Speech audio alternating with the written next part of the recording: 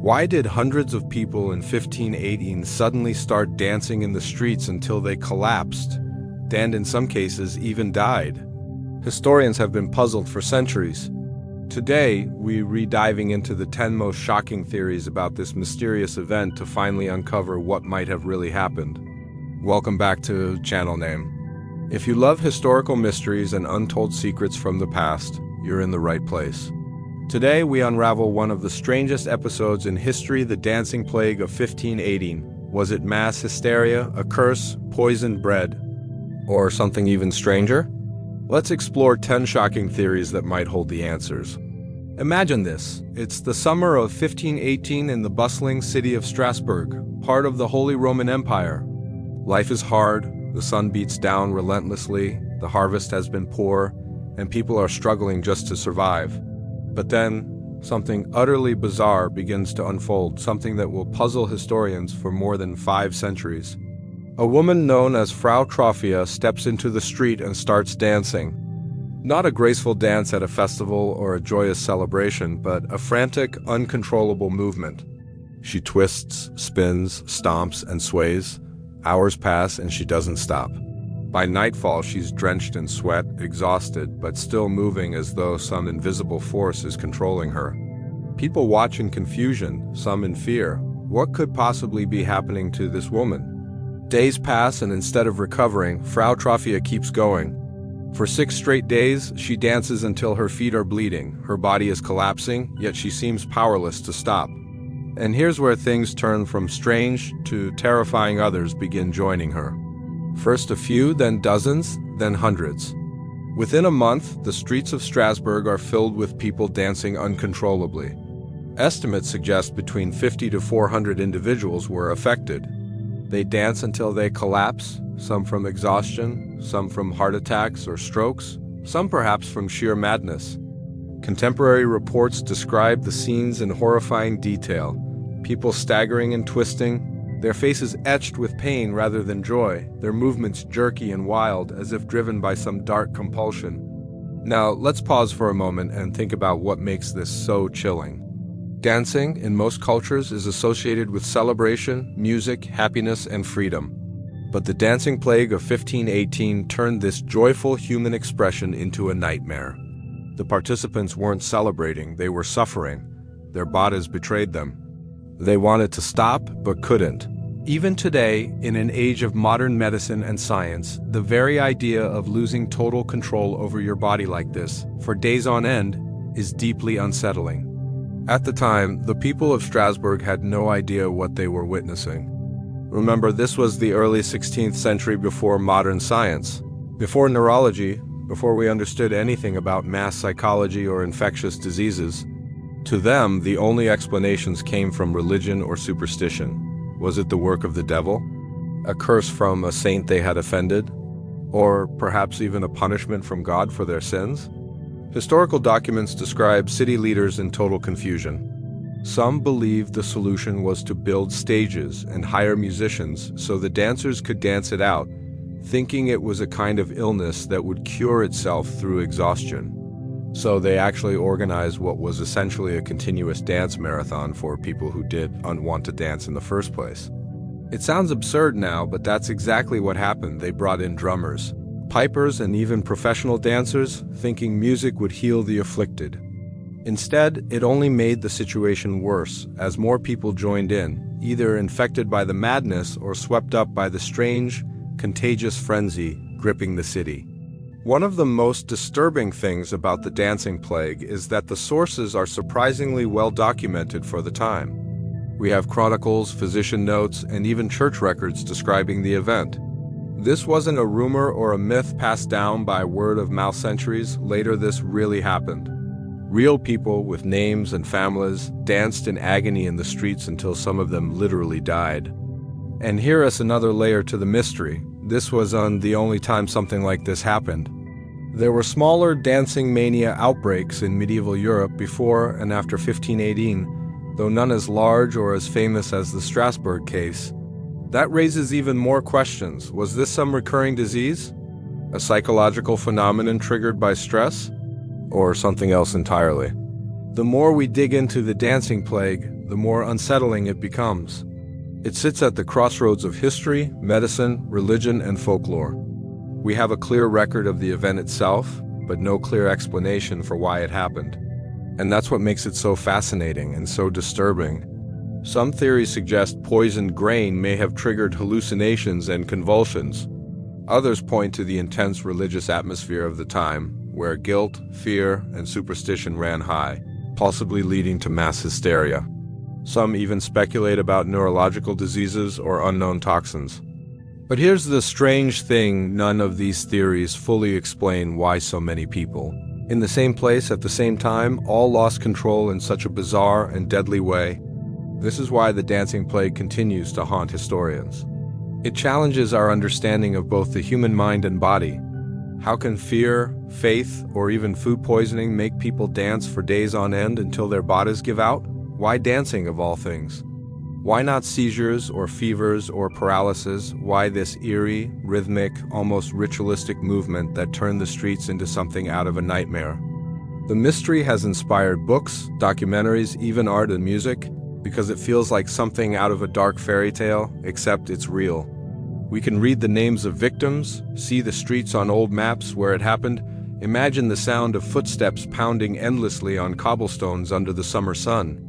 And perhaps the most chilling thought of all is this: if it happened once, could it happen again? Science today can explain a lot, but there are still corners of the human brain, of group psychology, of environmental triggers that we don't fully understand. The dancing plague reminds us that sometimes history throws us mysteries that refuse to be neatly solved, that leave us with more questions than answers, that make us wonder just how much control we truly have over our own minds and bodies. To truly understand the dancing plague of 1518, we need to step back into the world of 16th century Strasbourg, because events like this never happen in isolation. This was not just a random outbreak of chaos. It happened at a very particular moment in history, and the people living through it were already carrying heavy burdens long before the first dancers' feet began to pound the streets. The year was 1518, and Strasbourg was part of the Holy Roman Empire, a place caught between medieval traditions and the slow approach of a more modern era. Life for ordinary people was harsh in ways that are almost unimaginable today. Famines had swept through the region in the years leading up to the dancing plague. Food shortages meant that grain, the lifeline of bread making, was scarce and often contaminated. People were thin, malnourished, and tired, their immune systems weak from constant hunger. The Rhine River had flooded, destroying crops, and prices of food had skyrocketed. When people are starving, disease and despair are never far behind, and both were constant companions to the people of Strasbourg during this period. On top of hunger came illness. Outbreaks of diseases like smallpox, dysentery, and even the lingering shadow of the plague itself reminded everyone how fragile life was. Medical knowledge at the time was primitive. People didn't understand germs or infection. Illnesses were often interpreted as punishments from God, or worse, the work of dark forces.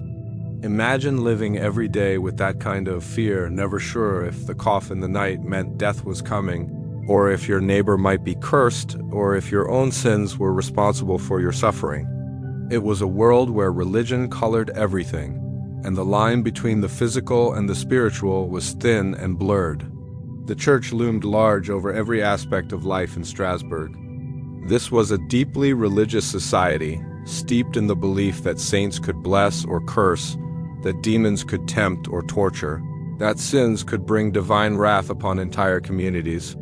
And the people of Strasbourg were particularly devoted to Saint Vitus, a figure often associated with dancing and convulsions.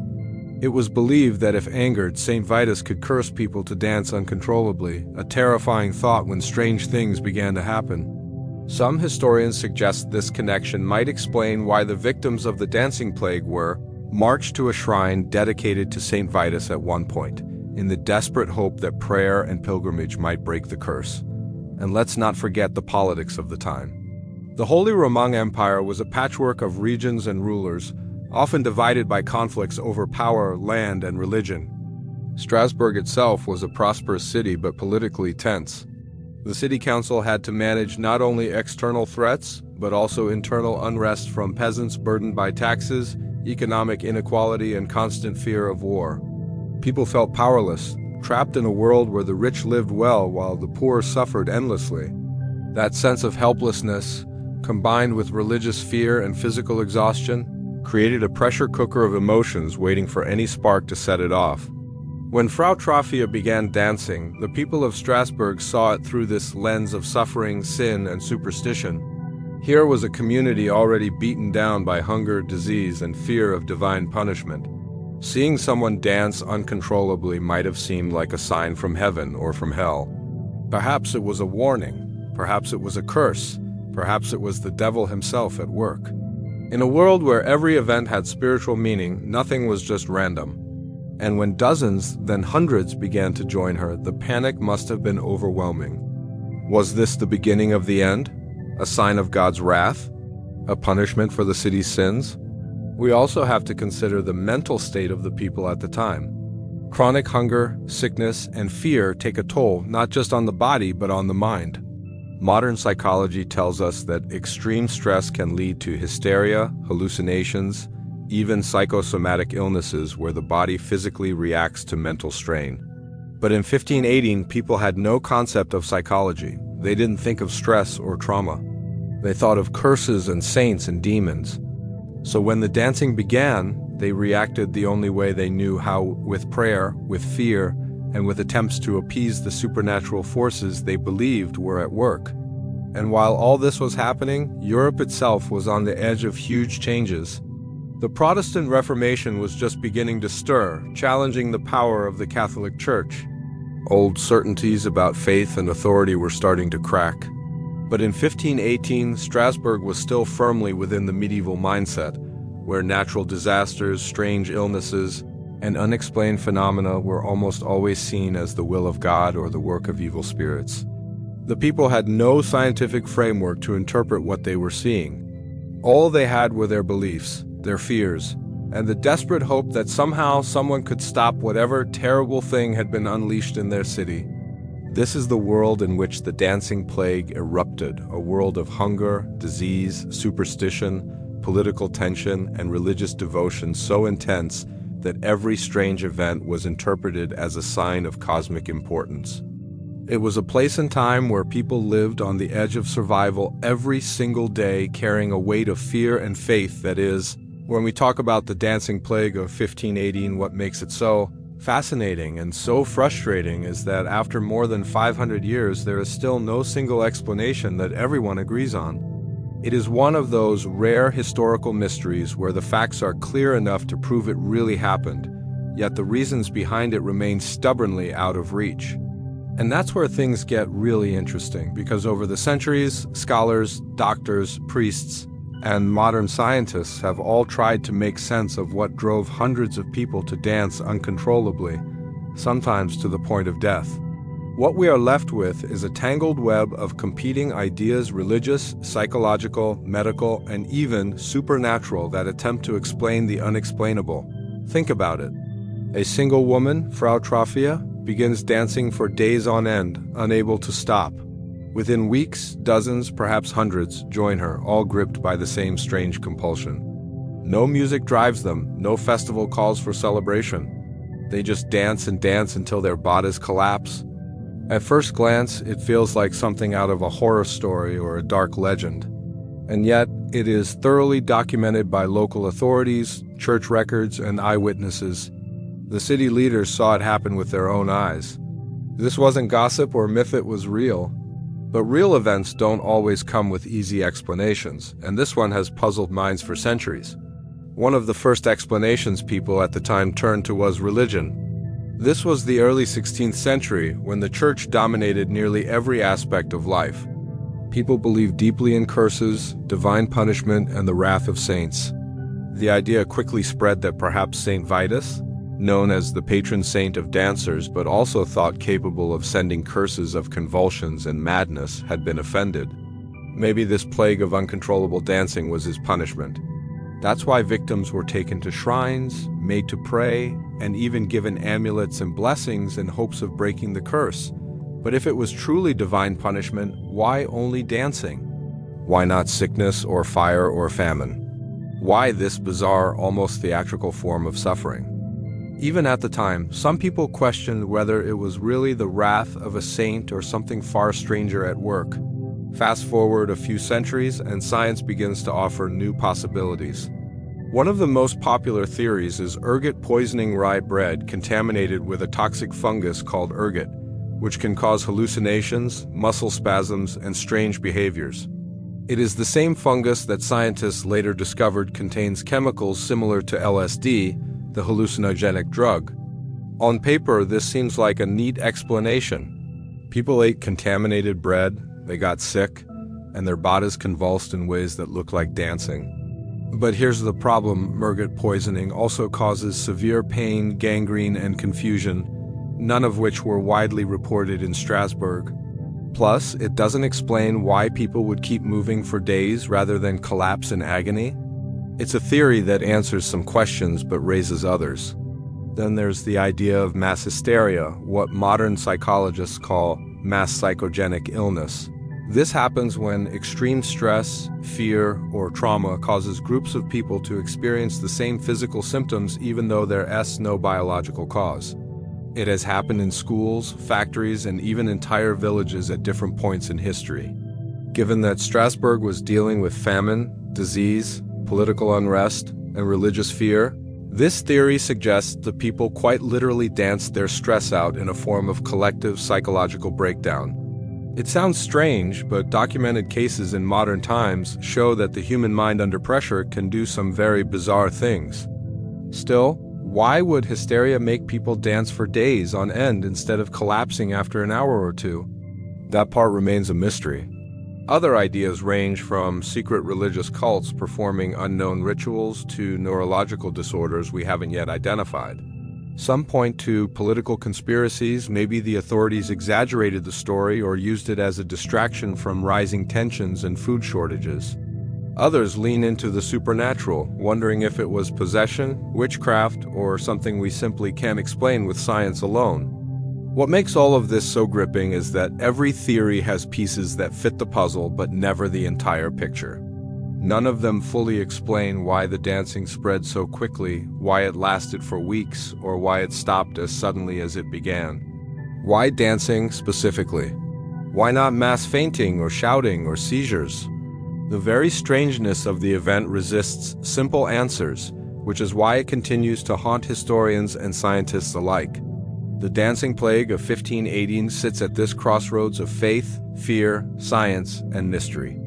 The theories trying to explain it reveal as much about the people who lived through it as they do about the event itself. They show us a world where religion shaped every thought, where hunger and disease pushed people to the edge, where science was still centuries away from providing answers, and where sometimes human behavior defies everything we think we know about our own minds and bodies, hard for us to even imagine now. As the dancing plague of 1518 swept through Strasbourg, the sheer strangeness of what people were witnessing demanded explanations. Over the centuries, scholars, scientists, and storytellers have tried to make sense of why hundreds of people suddenly began moving in a relentless, exhausting dance that lasted for weeks. Each theory reveals not only possible answers, but also the fears, beliefs, and knowledge of the people exploring them. What's fascinating is how each explanation fits parts of the mystery but never quite solves the whole thing, leaving us with a puzzle that refuses to be fully completed.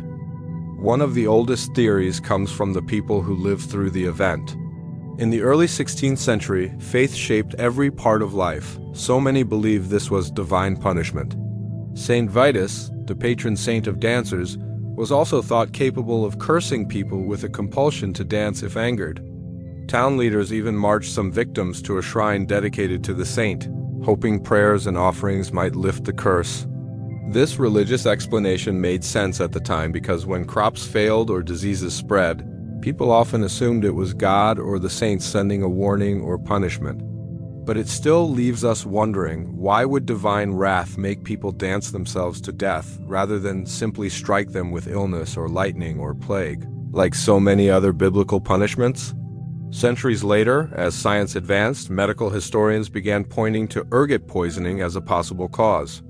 This comes from a fungus called ergot that grows on damp rye and can contaminate bread. Eating it can cause muscle spasms, hallucinations, and even convulsions. The theory gained popularity because ergot contains chemicals similar to LSD, a powerful hallucinogen. Maybe the dancers were poisoned, their bodies jerking and twisting while visions and terror drove them onward. Yet ergotism also causes symptoms like severe pain, burning sensations, and even gangrene in the limbs, none of which seem to appear in the historical records about Strasbourg. People in pain rarely keep moving for days they collapse. That makes this theory intriguing but incomplete. Then there's mass hysteria, or what psychologists now call mass psychogenic illness. This is when groups of people under extreme stress unconsciously mimic each other as symptoms even though there is no physical cause.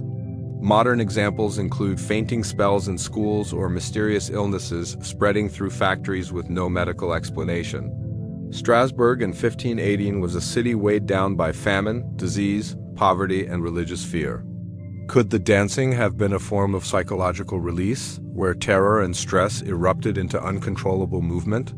It sounds possible, especially since entire groups joined in, but it still does unfully explain why the dancing lasted so long or why it was so physically destructive. Some researchers have suggested epilepsy or other neurological disorders might have played a role.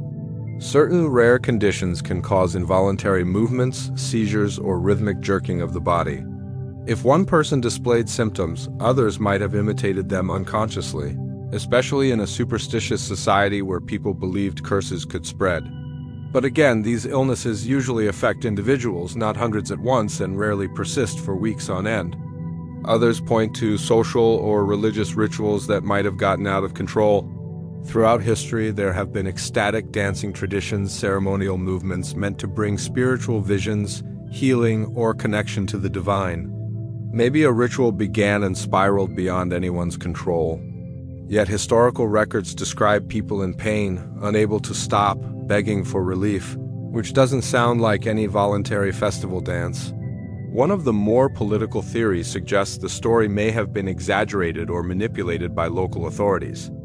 If famine, disease, and discontent threatened order in Strasbourg, perhaps city leaders found it useful to blame events on curses or saints rather than poor governance. A dancing plague might distract people from hunger and taxes, shifting attention toward religion instead of rebellion. But there's little evidence the authorities invented anything records. From ordinary townspeople and priests all tell the same story. Some theories take a darker turn, suggesting witchcraft or demonic possession. In a time when fear of witches ran high across Europe, strange behavior was often blamed on dark magic. People believed evil forces could control bodies and minds, twisting them into unnatural shapes. The idea of demons forcing people to dance until they died would have fit perfectly into 16th century fears about the devil's work in the world. Modern science also considers unknown pathogens diseases that might have caused neurological symptoms, movement disorders, or hallucinations but disappeared before being studied. History holds examples of illnesses like encephalitis lethargica or kuru that baffled doctors for years. Could the dancing plague have been triggered by some infection we no longer see today? Without biological evidence, it remains speculation, but it's not impossible. And finally, there's the idea that the event was a combination of several factors: hunger weakening bodies, stress weakening minds, religion shaping interpretation, and maybe even toxins or illness playing a role. Reality doesn't always give us one neat cause. Sometimes disasters happen because many pressures collide at once, creating something no one could predict. What makes all these theories so gripping is that each one shines light on part of the mystery, but leaves the rest in darkness.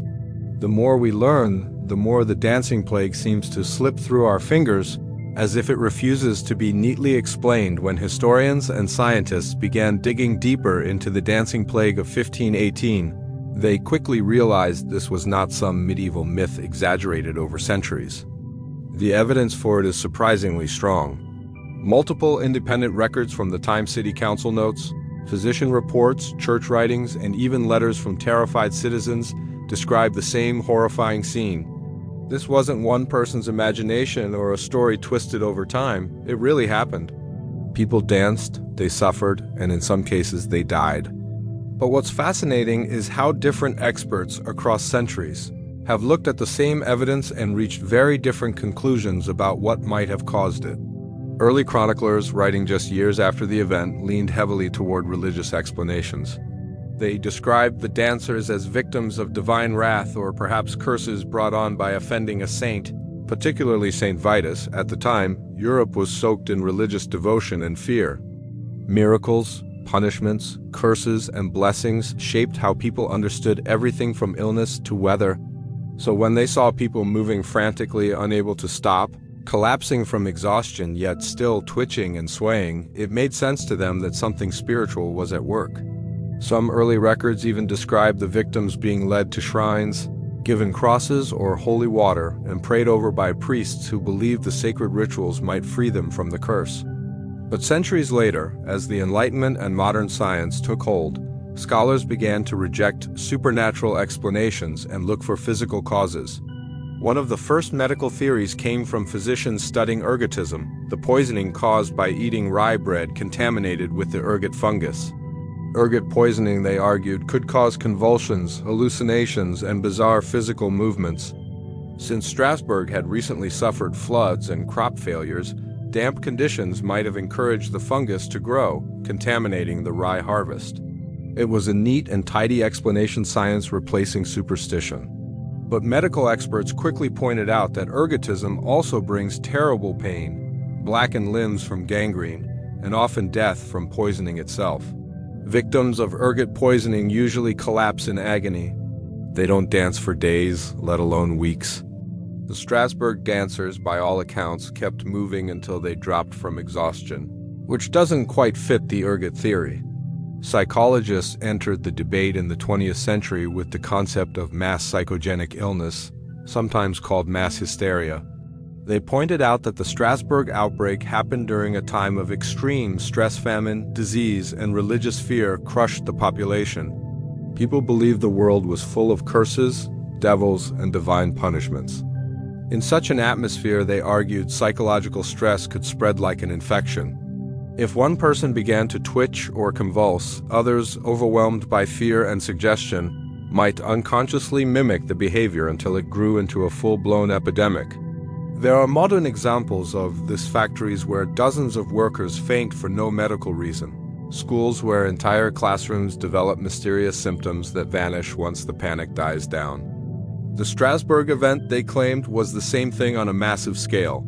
But critics argue that even mass hysteria doesn't fully explain everything. Psychological illnesses rarely last weeks on end. People might faint, tremble, or cry out, but they don't usually dance in organized rhythmic movements for days. They certainly don't keep going until they collapse from sheer exhaustion. Some historians point out that records describe musicians being brought in to play for the dancers, as if city leaders believed music might cure them, or perhaps feared stopping the rhythm would make things worse. That detail doesn't fit neatly with the idea of random hysteria. Modern neurologists have even looked for evidence of rare movement disorders illnesses like Sydenham-S chorea or Huntington-S disease, which can cause involuntary jerking and twisting motions. But these conditions are genetic or infectious in ways that would unsuddenly strike hundreds of people at once and then disappear as mysteriously as they began. No single disease known to medicine seems to match what happened in Strasbourg. Some social historians add another layer, suggesting political or religious manipulation might have played a role. Perhaps city leaders or church authorities exaggerated parts of the story to serve a purpose, turning a local crisis into a warning about sin, divine punishment, or the need for stronger faith. But this theory doesn't hold up well either, since so many independent records describe the same events in detail. It seems unlikely that priests, doctors, and townspeople all conspired to invent or distort something so strange. What experts do agree on is that the dancing plague sits at the intersection of physical, psychological, and cultural forces. No single explanation, whether ergot poisoning, mass hysteria, neurological illness, or divine curse, fully accounts for what happened.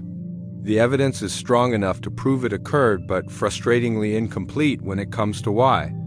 And that's what keeps historians, scientists, and psychologists returning to it again and again, each offering new ideas, new interpretations, and new attempts to solve a mystery that refuses to give up its secrets. When we look back at the dancing plague of 1518 after exploring all the theories, the historical background, and the expert opinions, what stands out most is how the mystery refuses to fade. 5 centuries later, with all the advances of modern science, psychology, and medicine, we still can't give a simple, definite answer to what happened on the streets of Strasbourg that summer. And maybe that's why this story continues to haunt us. It's the kind of mystery that grips the imagination because it sits right at the edge of what we can explain, pulling us into a time when people lived under pressures we can barely imagine today. Think about it. We have records proving that real men and women danced themselves to exhaustion, sometimes to death, while their families, neighbors, priests, and city leaders watched in shock and terror. It wasn't a festival, it wasn't joy. It was a compulsion that none of them seemed able to control or understand. And while modern audiences might be tempted to dismiss it as mass hysteria or poisoned bread, the truth is that none of those explanations perfectly fits the facts. Every theory answers some questions but raises others, leaving gaps that no one has been able to fill. Part of the enduring fascination comes from how human the whole event feels. We recognize the fear, the desperation, the confusion in the voices of those who recorded it. City leaders scrambling to find solutions, priests praying at the shrines of saints, physicians prescribing treatments that made little sense, musicians brought into play for the dancers as if rhythm and ritual might somehow break the spell, families dragging exhausted loved ones home only to emotions, but these conditions are genetic or infectious in ways that would unsuddenly strike hundreds of people at once and then disappear as mysteriously as they began. No single disease known to medicine seems to match what happened in Strasbourg. Some social historians add another layer, suggesting political or religious manipulation might have played a role. Perhaps city leaders or church authorities exaggerated parts of the story to serve a purpose, turning a local crisis into a warning about sin, divine punishment, or the need for stronger faith. But this theory doesn't hold up well either, since so many independent records describe the same events in detail. It seems unlikely that priests, doctors, and townspeople all conspired to invent or distort something so strange. What experts do agree on is that the dancing plague sits at the intersection of physical, psychological, and cultural forces. No single explanation, whether ergot poisoning, mass hysteria, neurological illness, or divine curse, fully accounts for what happened. The evidence is strong enough to prove it occurred, but frustratingly incomplete when it comes to why. And that's what keeps historians, scientists, and psychologists returning to it again and again, each offering new ideas, new interpretations, and new attempts to solve a mystery that refuses to give up its secrets. When we look back at the dancing plague of 1518 after exploring all the theories, the historical background, and the expert opinions, what stands out most is how the mystery refuses to fade. 5 centuries later, with all the advances of modern science, psychology, and medicine, we still can't give a simple, definite answer to what happened on the streets of Strasbourg that summer. And maybe that's why this story continues to haunt us. It's the kind of mystery that grips the imagination because it sits right at the edge of what we can explain, pulling us into a time when people lived under pressures we can barely imagine today. Think about it. We have records proving that real men and women danced themselves to exhaustion, sometimes to death, while their families, neighbors, priests, and city leaders watched in shock and terror. It wasn't a festival, it wasn't joy. It was a compulsion that none of them seemed able to control or understand. And while modern audiences might be tempted to dismiss it as mass hysteria or poisoned bread, the truth is that none of those explanations perfectly fits the facts. Every theory answers some questions but raises others, leaving gaps that no one has been able to fill. Part of the enduring fascination comes from how human the whole event feels. We recognize the fear, the desperation, the confusion in the voices of those who recorded it. City leaders scrambling to find solutions, priests praying at the shrines of saints, physicians prescribing treatments that made little sense, Musicians brought in to play for the dancers, as if rhythm and ritual might somehow break the spell. Families dragging exhausted loved ones home, only to see them leap up and start moving again. It feels like something out of a surreal nightmare, but every detail is pulled from historical documents written by people who had no reason to invent such a thing. And then there's the eerie symbolism of the dancing itself. If famine had brought mass starvation or disease had brought fever and death, we would nod sadly and understand. But dancing? Of all the things that could grip a city in terror, why would it be the act of dancing something usually tied to joy, celebration, and music that turned so dark? Why would movement itself become the source of suffering and death? It feels almost poetic, as if the world itself was mocking the people of Strasbourg, twisting a symbol of life and happiness into something terrifying. The setting makes it even more haunting. Picture the narrow streets of a medieval city, the timber-framed houses, the ringing of church bells, the summer heat pressing down. People already weakened by hunger and fear suddenly seeing neighbors, friends, and strangers begin to move in ways that made no sense. Not for minutes, not for hours, but for days.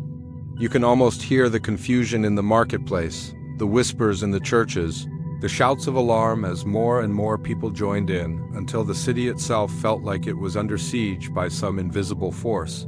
And what about the victims themselves? They weren't nameless shadows in some legend. They were people with lives, families, work, and faith. People like Frau Troffea, the first woman who started it all, who must have felt confusion and terror as her own body betrayed her. We often talk about the plague as if it were a single event, but it was lived out moment by moment, step by frantic step, by ordinary people who never understood what was happening to them. That human side of the mystery is what keeps it alive centuries later. Modern experts often focus on psychological explanations because stress-induced mass hysteria has happened in other times and places, though never again on this scale. Yet even they admit the Strasbourg case is unique. Nowhere else in history do we see an outbreak of uncontrollable dancing that lasted so long, spread so widely, and ended so mysteriously. It appeared, consumed a city, and then vanished, leaving only chronicles, puzzled scholars, and an unsolved riddle behind. And maybe that's the real reason the dancing plague captures our imagination today. It reminds us that history isn't just dates and kings and wars. It's also full of mysteries that defy easy answers, events where science, faith, and human behavior collide in ways we still struggle to understand. It's a story that makes us wonder what other strange things might have happened in the past. What other secrets lie hidden in old chronicles waiting to be rediscovered? It blurs the line between reality and legend, leaving us with the unsettling sense that sometimes the past holds on to its secrets, no matter how hard we try to uncover them. So, after exploring the haunting streets of Strasbourg in 1518, diving deep into the lives of the people who lived through it, and unpacking every theory from divine punishment to mass hysteria to poisoned bread, one thing becomes crystal clear: the dancing plague refuses to be neatly explained. It sits at the crossroads of history, science, psychology, and faith, taunting us with fragments of evidence, but never revealing its full truth. Maybe it was a collision of famine, fear, superstition, and stress. Maybe it was something stranger, something we still don't fully understand even today. What makes this mystery so powerful is not just the unanswered questions, but the image it leaves behind. Hundreds of ordinary people, trapped in a medieval world of hardship and devotion, suddenly dancing without control as their neighbors watched in horror. It's a story that has outlived centuries because it reminds us how fragile the human body and mind can be when pushed to the edge. And until someone finds the missing piece of the puzzle, the dancing plague of 1518 will remain one of history's most chilling, unsolved mysteries, an echo from the past that still whispers to us today, daring us to find the truth.